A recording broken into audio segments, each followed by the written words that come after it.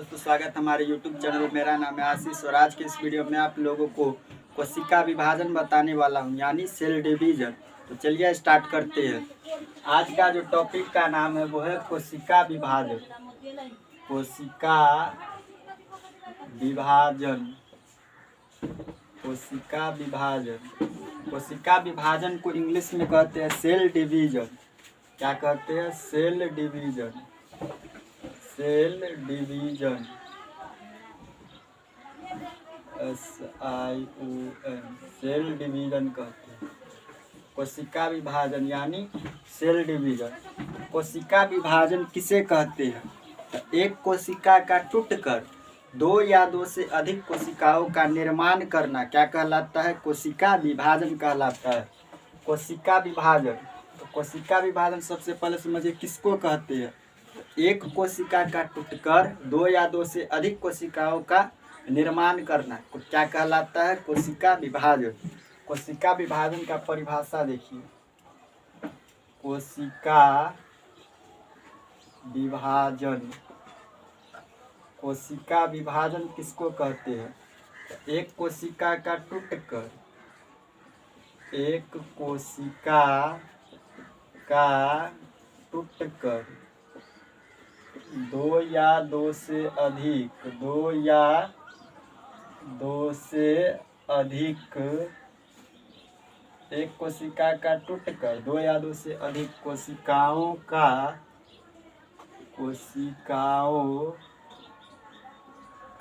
निर्माण करना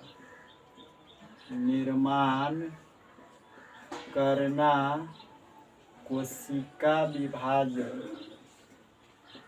कोशिका विभाजन कहलाता है।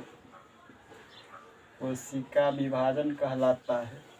अब इसको समझिए, कोशिका विभाजन किसको कहते हैं? तो एक कोशिका है, दो या दो से अधिक कोशिकाओं का निर्माण करेगा, यानी एक कोशिका टूटकर दो या दो से अधिक कोशिकाओं का निर्माण करेगा तो वह क्या कहलाएगा? कोशिका विभाजन। ठीक है, और कोशिका विभाजन कहलाएगा। और जिस कोशिका का विभाजन होता है उसे क्या कहते हैं? मदर सेल कहते हैं। जिस कोशिका का विभाजन होता है उसे मदर सेल कहते हैं। और कोशिका विभाजन के बाद जो बनता है उसे क्या कहते हैं? डॉटर सेल कहते हैं। देखिए, जिस कोशिका का विभाजन होता है, जिस कोशिका का विभाजन होता है,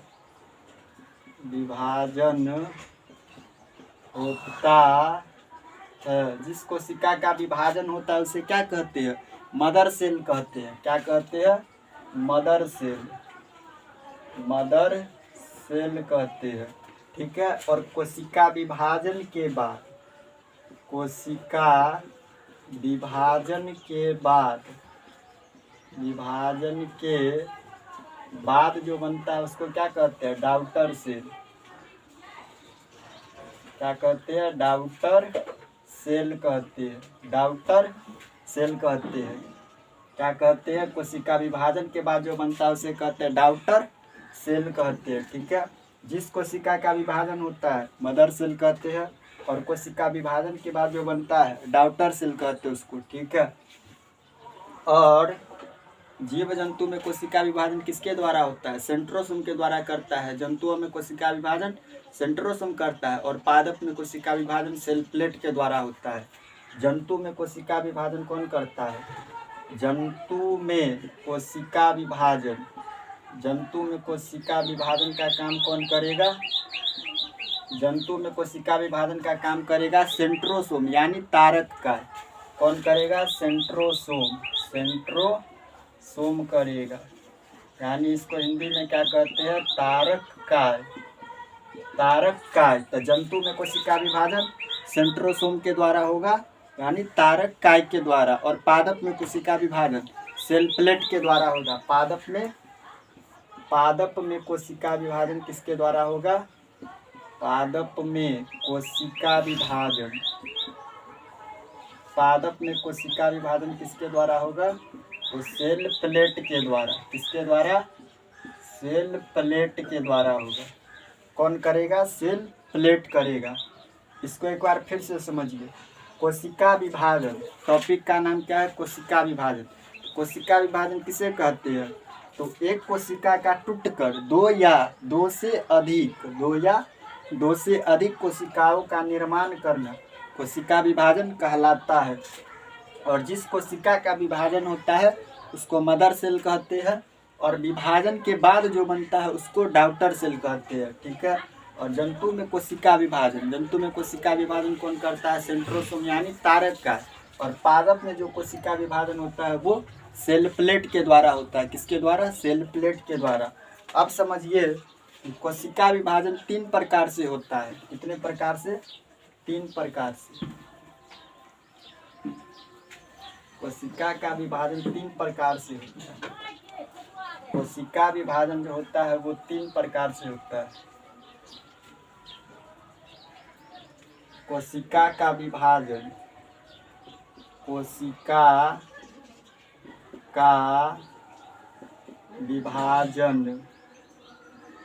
का विभाजन 3 प्रकार से होता है। 3 प्रकार से होता है। कोशिका का जो विभाजन होता है वो कितने प्रकार से होता है? 3 प्रकार से।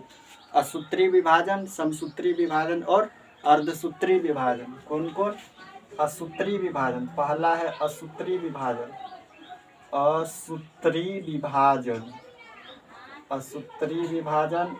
दूसरा है समसूत्री विभाजन, और तीसरा है अर्धसूत्री विभाजन। तीसरा क्या है? अर्धसूत्री विभाजन। अब इसको समझिए, असूत्री विभाजन को इंग्लिश में कहते हैं एमिटोसिस। अर्धसूत्री विभाजन को इंग्लिश में क्या कहते हैं? एमिटोसिस। इसको इंग्लिश में कहते हैं एमिटोसिस।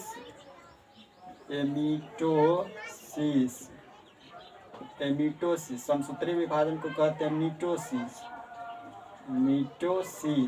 क्या कहते हैं इसको? मीटोसिस। और अर्धसूत्री विभाजन को कहते हैं मियोसिस कहते हैं। ठीक है। अभी मार्कर में इंक डालते उसके बाद बताइए।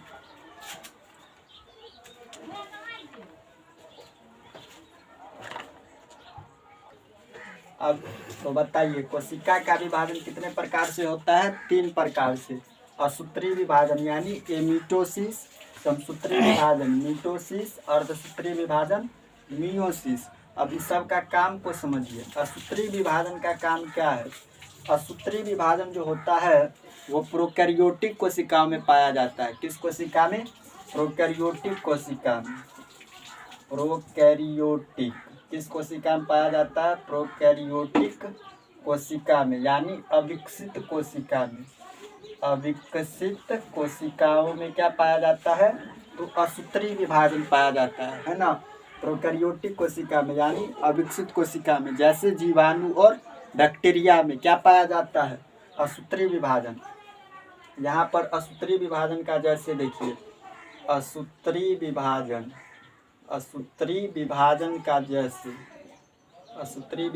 का एग्जाम्पल देखिए। असूत्री विभाजन किसमें होता है? जीवाणु और बैक्टीरिया में। किसमें होता है? जीवाणु और बैक्टीरिया में क्या होता है? असूत्री विभाजन। बैक्टीरिया इसमें होता है, बैक्टीरिया में असूत्री विभाजन होता है। ठीक है। प्रोकैरियोटिक कोशिका में होता है, यानी अविकसित कोशिका में कैसे होता है कोशिका विभाजन? तो असूत्री विभाजन के द्वारा। और समसूत्री विभाजन किसमें होता है? तो समसूत्री विभाजन जो होता है वो सभी कायिक कोशिका में होता है। किसमें? कायिक कोशिका में। समसूत्री विभाजन किसमें होता है? कायिक कोशिकाओं में। इसमें होता है कायिक कोशिकाओं में होता है। कायिक कोशिकाओं में होता है कौन? कायिक कोशिकाओं में होता है समसूत्री विभाजन। कायिक कोशिका में क्या होता है कि जीव जंतुओं का अंग का निर्माण तथा पुनः निर्माण दोनों होता है। इसमें क्या होता है? अंगों का निर्माण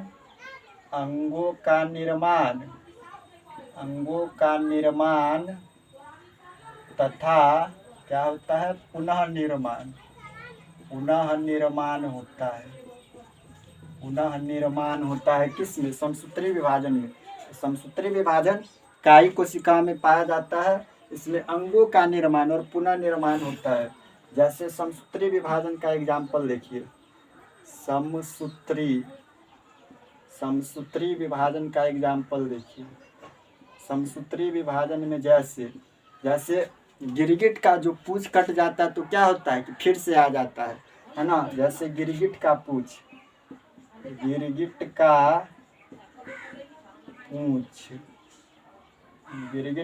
जो होता है पीछे वाला, वो कट जाता है तो फिर आ जाता है ना। तो ये उसमें कैसा विभाजन होगा? तो समसूत्री विभाजन होगा। किस में? तो समसूत्री विभाजन होगा गिरगिट का पूंछ जैसे में, ठीक है। और अर्धसूत्री विभाजन यानी मियोसिस जो होता है वो किस में होता है? ये जो है अर्धसूत्री विभाजन जो होता है वो किस में होता है? तो ये हो गया कायी कोशिकाओं में। और ये जो अर्धसूत्री विभाजन होता है वो होता है जनन कोशिका में। किस में होता है? जनन कोशिकाओं में। ये होता है आपको जनन कोशिकाओं में। किसमें होता है? जनन कोशिकाओं में क्या होता है? अर्धसूत्री विभाजन होता है। किसमें? जनन कोशिकाओं में होता है, ठीक है। अब इसको एक बार फिर से समझिए। कोशिका का विभाजन जो है वो कितने प्रकार से होता है? 3 प्रकार से। कौन कौन? असूत्री विभाजन एमीटोसिस, समसूत्री विभाजन मीटोसिस, अर्धसूत्री विभाजन मियोसिस। असूत्री विभाजन का काम क्या है? यह केवल प्रोकैरियोटिक कोशिकाओं में पाए जाते हैं, यानी अविकसित कोशिकाओं में पाए जाते हैं। कौन? असूत्री विभाजन। जैसे जीवाणु और बैक्टीरिया में क्या होता है? असूत्री विभाजन। और समसूत्री विभाजन यानी मीटोसिस जो होता है वो कायी कोशिकाओं में होता है ना। इसमें अंग का निर्माण और पुनः निर्माण दोनों होता है। किस में? तो ये होता है समसूत्री विभाजन में। और सूत्री विभाजन मियोसिस जो होता है वो सभी जनन कोशिकाओं में होता है। और समसूत्री विभाजन का एग्जाम्पल है गिरगिट का पूंछ, जो कट जाता है तो स्वतः ही आ जाता है, ठीक है। तो ये था आपको कोशिका विभाजन। उसके बाद अगला टॉपिक है सिंड्रोम। अगला टॉपिक क्या है? सिंड्रोम। इसके बाद कोशिका विभाजन हो गया। उसके बाद अगला टॉपिक है सिंड्रोम। सिंड्रोम क्या होता है उसके बारे में समझेंगे।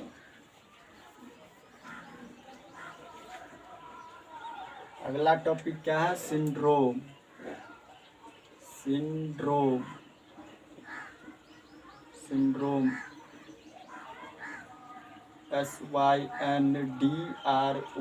होता है सिंड्रोम। सिंड्रोम किसको कहते हैं? तो क्रोमोसोम में होने वाली अनियमितता को सिंड्रोम कहती है। सिंड्रोम किसे कहते हैं? सिंड्रोम किसे कहते हैं? तो क्रोमोसोम में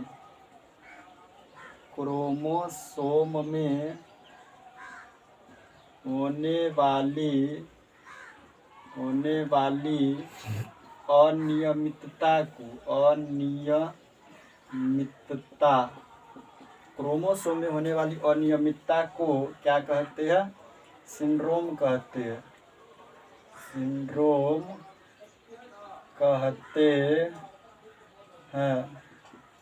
इसमें मनुष्य का शरीर क्या हो जाता है? इसमें मनुष्य में क्या होता है? मनुष्य में असामान्य लक्षण उभर जाते हैं। असामान्य लक्षण उभर जाते हैं। किस में? सिंड्रोम में। अब समझिए सिंड्रोम क्या होता है। तो क्रोमोसोम में होने वाली अनियमितता को सिंड्रोम कहते हैं। और इसमें जो मनुष्य का शरीर जो होता है ना, वो असामान्य लक्षण उभर जाते हैं शरीर में। और सिंड्रोम जो होता है वो 4 प्रकार का होता है। कितने प्रकार का? 4 प्रकार का। कौन कौन होता है सो समझिए। सिंड्रोम जो होता है, सिंड्रोम होता है 4 प्रकार का। कितने प्रकार का? 4 प्रकार का। पहला होता है टर्नर सिंड्रोम। दूसरा होता है क्लेनफेल्टर सिंड्रोम।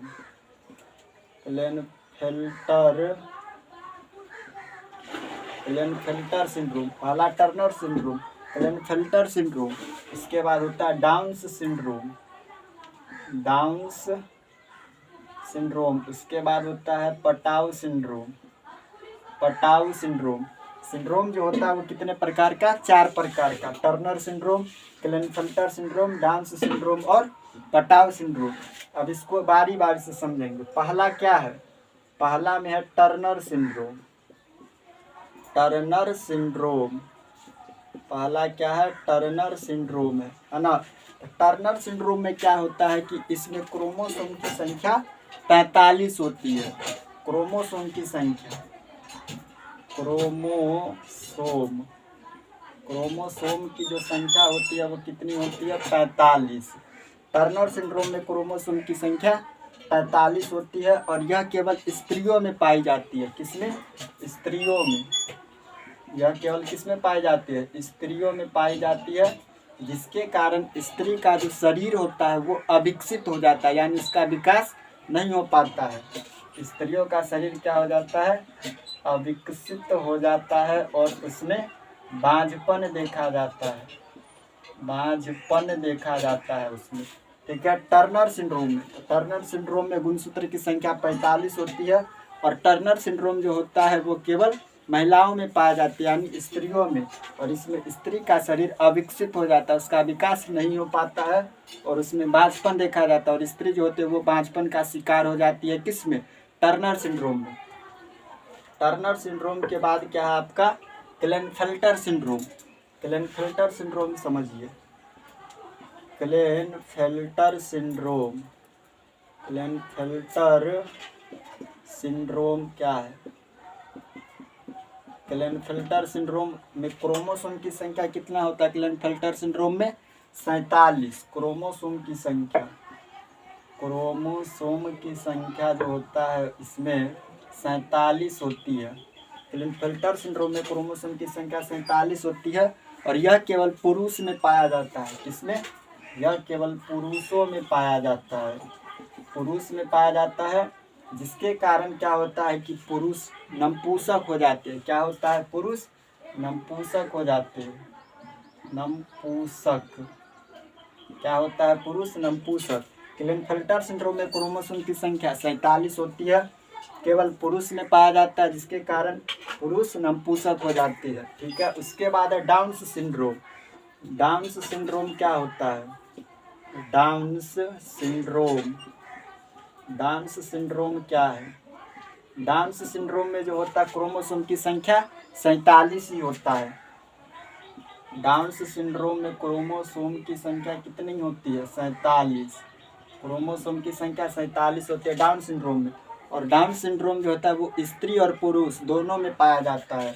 ये किस में पाया जाता है, स्त्रियों और पुरुष, स्त्रियों तथा पुरुषों दोनों में क्या पाया जाता है, डाउन सिंड्रोम। क्रोमोसोम की संख्या 47 होती है। इसमें जो होता है मनुष्य का जीभ और होठ क्या हो जाता है, मोटा हो जाता है। इसमें जो होता है जीभ और होठ मोटा हो जाता है, मोटा हो जाता है। किस में, डाउन सिंड्रोम में जीभ और होठ मोटा हो जाता है और मनुष्य का जो दिमाग होता है वो मंदबुद्धि हो जाते हैं। क्या हो जाते हैं, मंदबुद्धि। क्या हो जाते हैं, मंदबुद्धि हो जाता है, मंदबुद्धि हो जाता है। और ऐसे व्यक्ति को क्या कहा जाता है, मंगोलाइड कहते हैं। ऐसे व्यक्ति को मंगोलाइड कहते हैं, मंगोलाइड कहते हैं, मंगोलाइड। डाउन सिंड्रोम को समझिए, क्रोमोसोम की संख्या 47 होती है। डाउन सिंड्रोम जो होता है वो स्त्री और पुरुष दोनों में पाया जाता है। इसमें जीभ और होठ क्या हो जाता है, मोटा हो जाता है और मनुष्य का जो दिमाग होता है वो मंदबुद्धि हो जाता है। और ऐसे व्यक्ति को क्या कहते हैं, मंगोलाइड कहते हैं। उसके बाद क्या है, चौथा में आपको पटाउ सिंड्रोम। पटाउ सिंड्रोम ये क्या होता है उसको समझिए। पटाउ सिंड्रोम में जो होता है क्रोमोसोम की संख्या, पटाउ सिंड्रोम में क्रोमोसोम की संख्या 47 होती है। पटाउ सिंड्रोम में क्रोमोसोम की संख्या 47 होती है और ये भी स्त्री और पुरुष दोनों में पाए जाते हैं। ये भी किस में पाया जाता है, स्त्रियों तथा पुरुष। ये भी किस में पाया जाता है, स्त्री और पुरुष दोनों में पाया जाता है। और इसमें मनुष्य का जो ऊपर का जो होंठ होता है वो कट जाता है। इसमें मनुष्य के ऊपर का होंठ इसमें मनुष्य का ऊपर का होंठ कट जाता है किस में? तो पटाव सिंड्रोम में। पटाव सिंड्रोम में क्रोमोसोम की संख्या 47 स्त्री और पुरुष दोनों में पाया जाएगा। ऊपर का होंठ मनुष्य का कट जाता है किस में? पटाव सिंड्रोम में। तो ये था आपका सिंड्रोम के बारे में, एक बार फिर से समझ लीजिए। सिंड्रोम है तो सिंड्रोम किसे कहते हैं? तो क्रोमोसोम में जो होने वाली अनियमितता होता है उसे ही हम सिंड्रोम कहते हैं। और इसमें मनुष्य में क्या पाया जाता है? सामान्य लक्षण उभर जाते हैं सिंड्रोम में। सिंड्रोम जो होता है वो 4 प्रकार का होता है: Turner syndrome, Klinefelter syndrome, Down syndrome और पटाव सिंड्रोम। टर्नर सिंड्रोम में होता है क्रोमोसोम की संख्या 45 और इसमें यह केवल स्त्री में पाई जाती है और स्त्री का शरीर इसमें अविकसित हो जाता है और इसमें क्या देखा जाता है? बांझपन देखा जाता है। क्लिनफेल्टर सिंड्रोम में क्रोमोसोम की संख्या 47 और यह केवल पुरुष में पाया जाता है, इसमें पुरुष नपुंसक हो जाते हैं। डाउन सिंड्रोम में क्रोमोसोम की संख्या 47 होती है, स्त्री और पुरुष दोनों में पाया जाता है। जीभ और होंठ मोटा हो जाता है और मनुष्य का दिमाग मदबुद्धि हो जाता है, ऐसे व्यक्ति को मंगोलाइड कहते हैं। पटाव सिंड्रोम क्रोमोसोम की संख्या 47 होती है और स्त्री और पुरुष दोनों में पाया जाता है, ऊपर का होंठ कट जाता है पटाव सिंड्रोम, ठीक है। उसके बाद जो वायरस होता है वो कोशिका सिद्धांत का पालन नहीं करता है। कौन?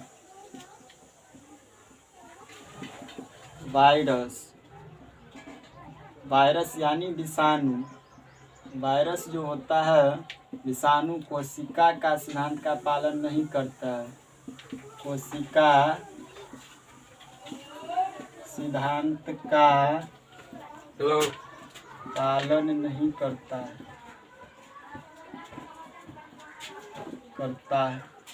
वायरस विषाणु कोशिका सिद्धांत का पालन नहीं करता। अगर पूछेगा कि कौन कोशिका का सिद्धांत का पालन नहीं करता है तो क्या होगा? वायरस यानी विषाणु, ठीक है। आज के लिए इतना ही, मिलता है नेक्स्ट वीडियो में, तब तक के लिए जय हिंद जय भारत।